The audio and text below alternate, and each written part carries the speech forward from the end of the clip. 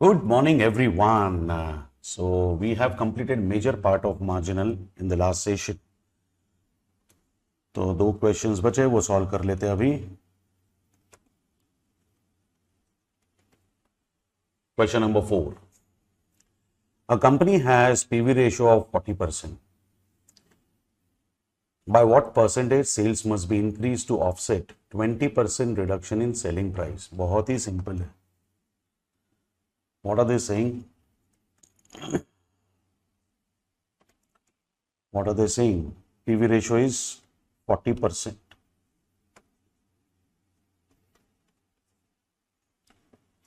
Now guys, if PV ratio is 40%, variable cost ratio is 60%. So the current scenario is such that whenever your sales is 100, PV ratio 40 means your contribution will be 40. PV ratio 40 means your contribution will be 40. So naturally your variable cost has to be 60, which is a balancing figure. Correct? Now your variable cost is 60. Contribution is 40. That is the meaning of PV ratio being 40%. Suppose एक product की selling price 100 rupees है, एक product की variable cost, एक unit की variable cost 60 है, एक unit का कंट्रीब्यूशन 40 है. हो क्या रहा है? What is happening? Selling price is down by 20%, यानी कि अब रिवाइज सेलिंग प्राइस हो जाएगी 80. The revise selling price will be 80.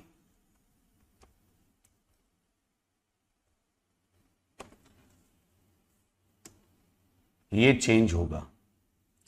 लेकिन गाइज, एक यूनिट की सेलिंग प्राइस चेंज करने से एक यूनिट की वेरिएबल कॉस्ट चेंज नहीं होगी. देखो, अगर मैं फीस कम कर देता हूं तो मेरी स्टेशनरी कॉस्ट कम नहीं होने वाली. I hope you are understanding this. But it will have a direct impact on my contribution. It will directly have an impact on my contribution. आप समझ रहे हो? अब क्वेश्चन बोलता है we need to offset this effect. Offset मतलब nullify, neutralize this effect.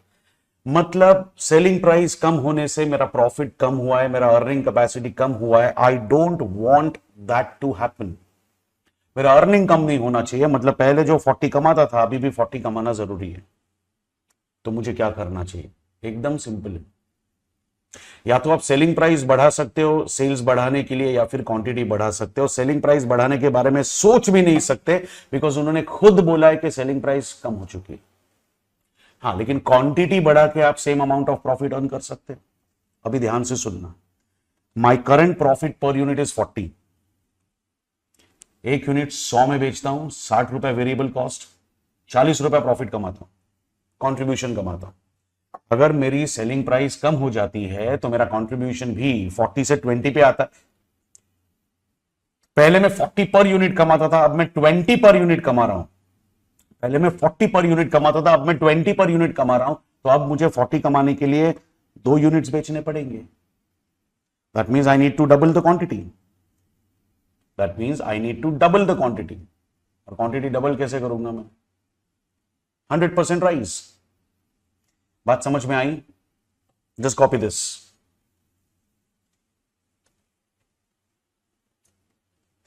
Copy this part. I'll dictate the whole thing. Okay, now write down. If selling price is reduced, if selling price is reduced, there is no impact on variable cost per unit. If selling price is reduced,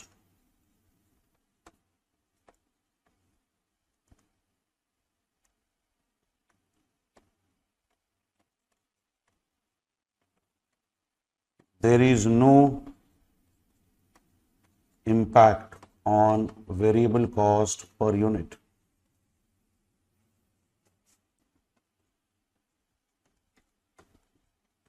but contribution per unit reduces to 20.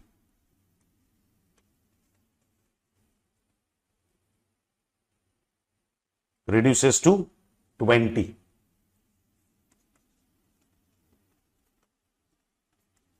In order to offset, nullify, neutralize this effect,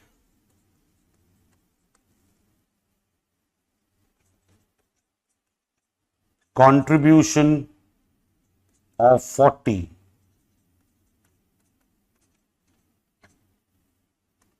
must be earned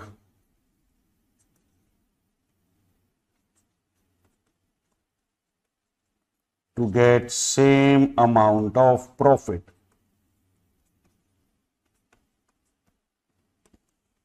To get same amount of profit. Therefore, 40 to be earned at the rate of 20 per unit. That is, quantity must be doubled. That is, percentage increase पूछा है ना, तो 100% rise in quantity. आया समझ में? Currently your PV ratio is 40%, यानी कि sales 100 होगा, selling price 100 होगी, तो contribution will be 40. Sales 100, contribution 40, variable cost per unit is 60. Selling price 100 से 80 होने के वजह से वेरिएबल कॉस्ट पे चेंज नहीं होगा, variable cost will still remain at 60 per unit only. तो 100 की सेलिंग प्राइस, 60 का वेरिएबल कॉस्ट, 40 का कंट्रीब्यूशन वाला इक्वेशन अब चेंज होगा. 100 के बदले selling price will be 80 but variable cost will still remain 40, variable cost will still remain 60. 80 में से 60 निकालोगे तो your revised contribution will be 20 per unit. पहले मैं 40 पर यूनिट कमाता था, अब मैं 20 पर यूनिट कमाता हूं, मतलब मेरा अर्निंग कैपेसिटी हाफ हो गया. अर्निंग कैपेसिटी हाफ हो गया तो सेम प्रॉफिट कमाने के लिए मुझे क्वांटिटी डबल करनी पड़ेगी. That means 100% rise. That's your question number 4.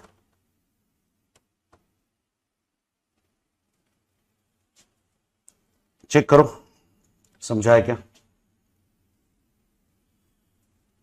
If selling price is reduced, there is no impact on variable cost per unit, but contribution per unit reduces to 20. In order to offset, nullify, or neutralize this effect, contribution of 40 must be earned to get the same amount of profit. So 40 to be earned at the rate of 20 per unit, that means quantity must be doubled. That is, quantity must be doubled. That is 100% rise in quantity. ये समझ में आया?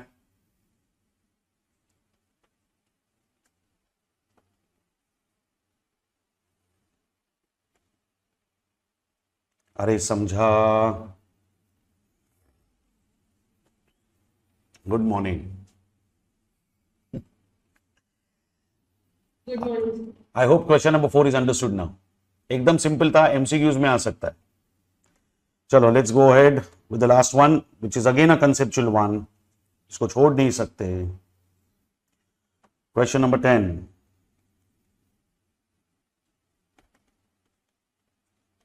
Question number 10. Mr. X has 2 lakh rupees investment in his business firm. He wants 15% return on his money. Boss, 2 lakhs is the investment, 15% is the return expected. That means, can I say the required profit, the desired profit is 30,000 rupees?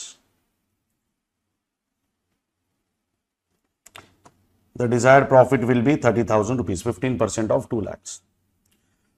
From an analysis of recent cost figures, he finds that his variable cost of operating is 60% of sales, and his fixed cost is 80,000 per year. Show computations to answer the following questions.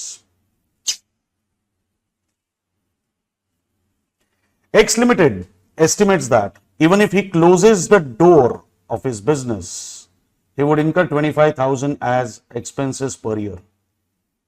At what sales would he be better off in locking up the business? Now, this question is about shutdown point. This question is about shutdown point. बोला क्या है? Variable cost ratio is 60%.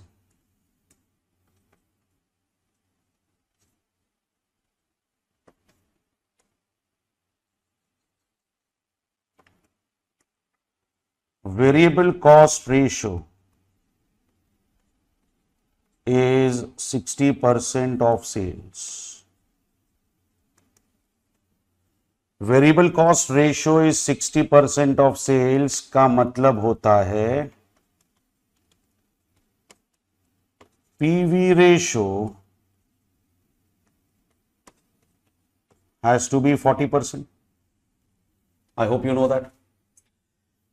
Variable cost ratio is 60%, PV ratio is 40%. Question में fix cost दिया आपको, आप break even point निकाल सकते हो. मांगा नहीं है बट ऐसे ही बता रहा हूं. इन्होंने क्या बोला है कि existing fix cost is 80,000. Existing fix cost is 80,000 बराबर.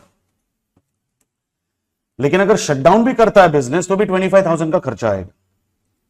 So at what level he should lock up the business? Lock up मतलब permanent closure नहीं होता. Lock up means shut down for a temporary phase. अब ध्यान से सुनो, आपकी fix cost कितनी है? 80,000. Your fixed cost is 80,000.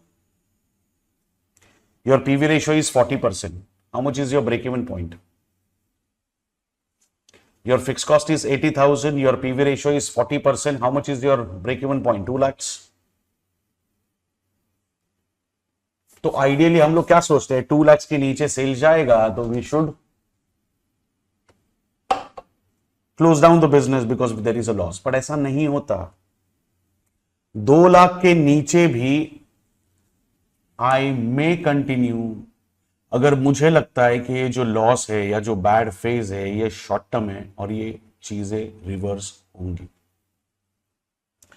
तो फिर मेरे पास 2 ऑप्शंस होते हैं. आइदर आई कैन कंटिन्यू और I can shut down. Either I can continue और I can shut down.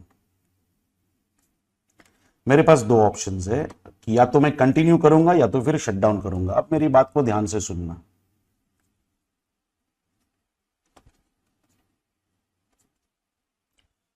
Question मुझे क्लियरली बोल रहा है कि even if we shut down there is a bare minimum fix cost of 25,000 waiting for us. Can you see that? There is a bare minimum variable cost waiting for us.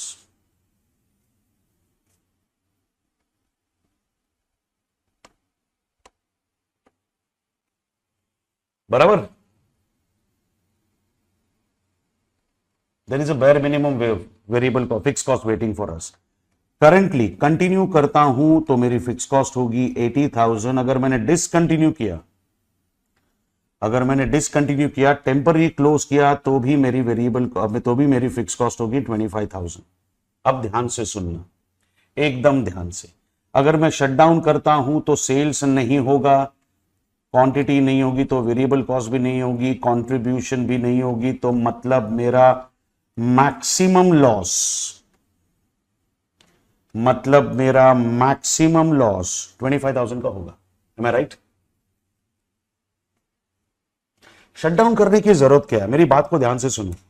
Sometimes there is a bad phase, sometimes there is a negative phase going on, negative trend going on. Suddenly market disruption होता है, कुछ problems होते हैं. अब कुछ problems होंगे, market disruption होगा, तो फिर अपने लिए प्रॉब्लम क्या है यार? It is not going to be a long term perspective. It is not going to be a long term phenomenon. It is not going to be a long term activity कि मुझे अभी business बंद ही करना पड़ेगा.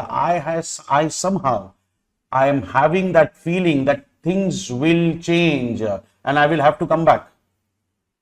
और ये मैं अकेला फेस नहीं कर रहा हूं, हो सकता है कि सारी इंडस्ट्री फेस कर रही होगी, या फिर अगर मैं अकेला भी फेस कर रहा हूं तो भी ये मेरे लिए टेम्पररी फेज होगी। तो मैं बिजनेस बंद नहीं करना चाहता, मैं मेरे स्टाफ को निकाल नहीं दूंगा, मैं मेरे फैक्ट्री का जो प्रीमाइसेस है वो सरेंडर नहीं करना चाहता, क्योंकि अगर 6 महीने में चीजें रिस्टोर होती है तो मुझे फैक्ट्री की भी जरूरत पड़ेगी और मुझे स्किल्ड स्टाफ की भी जरूरत पड़ेगी। हाँ, unwanted fix cost I can skip, जैसे मेरे गेस्ट हाउसेस है, मेरा हाउसकीपिंग है, मेरा स्पेशल ट्रांसपोर्टेशन है, ये सब मैं बंद कर दूंगा, मुझे कोई प्रॉब्लम नहीं है।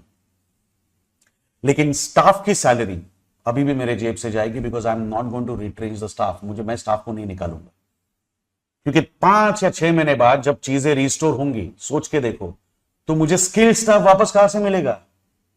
और इनको अगर मैंने बुरे समय में निकाल दिया तो ये लोग मेरे साथ तो कभी खड़े नहीं रहेंगे। बुरे समय में साथ देने के बाद भी अगर आपकी इज्जत नहीं की जाएगी तो आप रुकोगे नहीं वहां पे, आप छोड़ दोगे काम, और छोड़ना चाहिए। If your manufacturer is taking, your boss is taking you for granted, leave. तो ये लोग तो वापस नहीं आएंगे मेरे पास। तो मैं क्या सोच रहा हूं, इनका सैलरी कंटिन्यू करता हूं और जो फैक्ट्री का रेंट है वो कंटिन्यू करता हूं। बाकी जितने भी अनाप शनाप एडिशनल खर्चे हैं फिक्स कॉस्ट के, वो निकाल देता हूं। गेस्ट हाउसेस रखे मैंने 2-3, वो निकाल देता हूं, उसका रेंट बचेगा। उस गेस्ट हाउस पे कुक भी रखा है, उसको भी निकाल देता हूं, तो सैलरी भी बचेगी।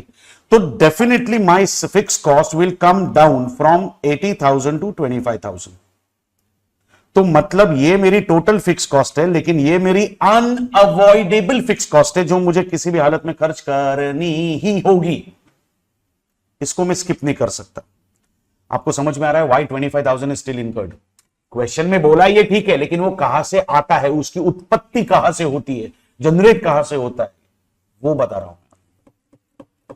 Since the phase is short term, I don't want to close down the business. I simply want to shut down the business, which is going to be a temporary closure.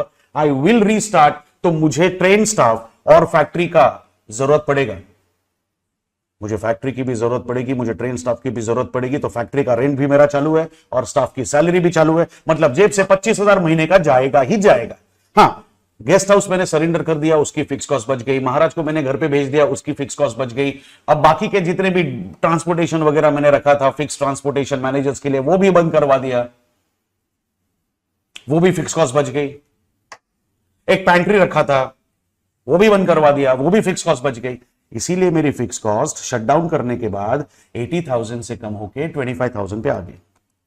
अब ध्यान से सुनना, shutdown करूंगा तो production ही नहीं होगा, तो cell नहीं होगा, प्रोडक्शन नहीं है तो वेरिएबल कॉस्ट नहीं है, कंट्रीब्यूशन विल बी 0। 25,000 की फिक्स कॉस्ट तो आएगी, मतलब 25,000 का लॉस तो होना ही है मेरे नसीब में। दैट मींस कैन आई से I am actually ready for the loss of 25,000। 25,000 का लॉस होगा, that means I am ready for loss of 25,000। देखो 25,000 से लॉस अब कम होगा नहीं, ये मेरा नसीब है, ये विधि लिखित है। 25,000 से लॉस अब कम नहीं होगा, 25,000 का लॉस तो होके ही रहेगा, even if I shut down the business.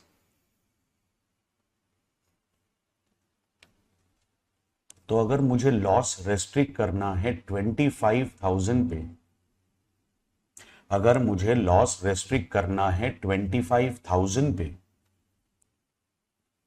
80,000 की फिक्स कॉस्ट रिकवर करने के बाद, तो मुझे एटलीस्ट 55,000 का कंट्रीब्यूशन कमाना ही होगा।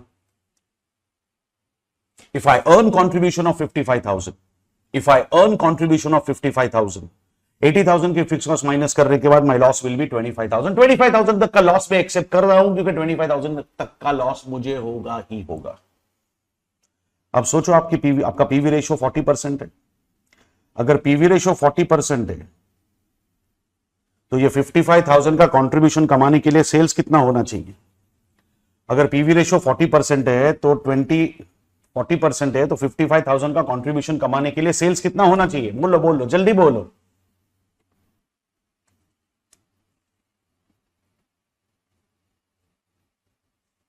Contribution is 55,000 divided by 40% PV ratio, sales कितना होना चाहिए? 137,500। तो 137,500 का अगर सेल्स होगा तो उसका 40% 55,000 will be the contribution. 55,000 contribution के सामने 80,000 की फिक्स कॉस्ट जाएगी, तब 25,000 पे मेरा लॉस, 25,000 लॉस होगा, जो मुझे चलेगा क्योंकि वैसे भी हो रहा है। अब ध्यान से सुनना, अगर अगर 1,37,000 से कम सेल्स होता है, जैसे 1,37,000 के बदले 1,30,000 हो गया सेल्स, 1,30,000 का 40% पीवी रेशियो अप्लाई करोगे तो 52,000 आएगा आपका कंट्रीब्यूशन। 52,000 आएगा आपका कंट्रीब्यूशन। इस कंट्रीब्यूशन में से 80,000 की फिक्स कॉस्ट माइनस होगी, तो आपका लॉस अब हो जाएगा 28,000, जो 25 से ज्यादा है। तो मतलब 1,37,500 से अगर कम होता है सेल्स, 1,37,500 से अगर सेल्स कम होता है तो मुझे शट डाउन कर देना चाहिए, and I should restrict my loss at 25,000, क्योंकि 1,37,500 के नीचे अगर गया, ये देखो 1,37,500 के नीचे अगर मेरा सेल्स गया तो मेरा लॉस 25,000 से ज्यादा होगा। मतलब 1,37,500 is my shut down point. इससे ज्यादा अगर प्रॉफिट कमाता, इससे ज्यादा अगर सेल्स होता है, चलो 1,40,000 हुआ, 1,40,000 का 40% पीवी रेशियो अप्लाई करोगे तो 56,000 will be your contribution, 80,000 will be your fixed cost, and your loss will be 24,000 instead of 25,000. Loss will be 24,000 instead of 25,000. Is this part clear? हाँ, तो मतलब 1,37,500 के ऊपर मुझे कुछ भी चलेगा, लेकिन 1,37,500 के नीचे अगर मेरा 1,37,500 के नीचे अगर मेरा सेल्स जा रहा है तो आई विल शट डाउन। समझ में आया? अब इसी लॉजिक को मैजिक में कन्वर्ट करने के लिए एक सिंपल कैलकुलेशन मैं आपको बताता हूं, which is a formula based calculation.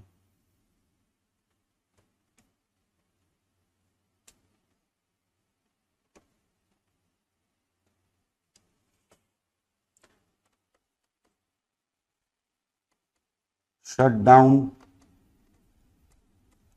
Point का एक फॉर्मूला है। हमने 40% से डिवाइड किया, वो तो ठीक है, लेकिन हमने किसको डिवाइड किया 40%? 40% से 55,000 को ना। ये 55,000 क्या थी मालूम है? This was your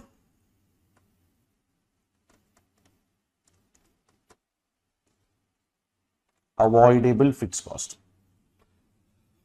unavoidable fix cost तो रिकवर कर ही नहीं सकते,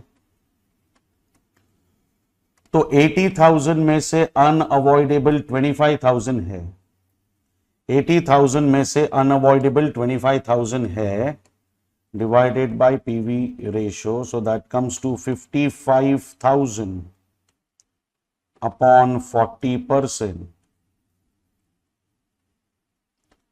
1,37,500। जो काम ऊपर यहां पे लॉजिक ने किया था, वही काम नीचे मैजिक ने किया। आपको जो एग्जाम में स्ट्राइक होता है फॉलो करो। I hope this is clear. दोनों लिख दो आप, डेरिवेशन भी मालूम होना चाहिए, नो दैट ना।